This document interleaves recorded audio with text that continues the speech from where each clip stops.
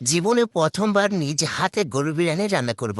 চলো কিভাবে রান্নাটা এখানে আমি পেঁয়াজ মরে সবকিছু রেডি করে নিয়েছি আর কিছুটা পেঁয়াজ দিয়ে দিয়েছি বেরেস্তা করার জন্য। তো আমার বেরেস্তা হয়ে গেছে, এখন আবার কিছুটা পেঁয়াজ দিয়ে দিই, তার সাথে মরিচ এমনকি আদা রসুন সব ধরনের মশলা দিয়ে দেবো। এক্সট্রা করে গরম মশলা দিয়ে দিয়েছি, তার মধ্যে দিয়ে দিয়েছি লবণ, জালের গুঁড়া এমনকি জিরা, একটু হালকা হলুদ দিয়ে দিচ্ছি কালারের জন্য।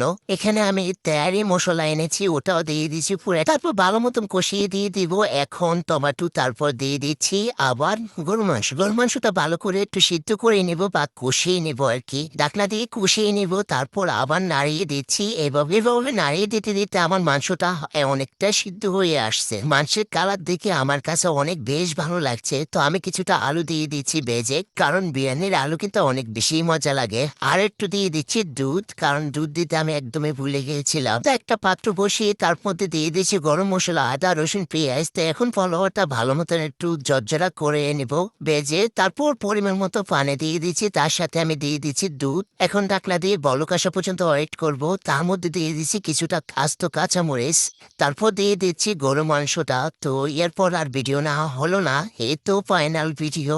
বিরিয়ানির যদিও এবার জর্জরা না হচ্ছে, কিন্তু খেতে বেশ কিন্তু টেস্টি হয়েছে।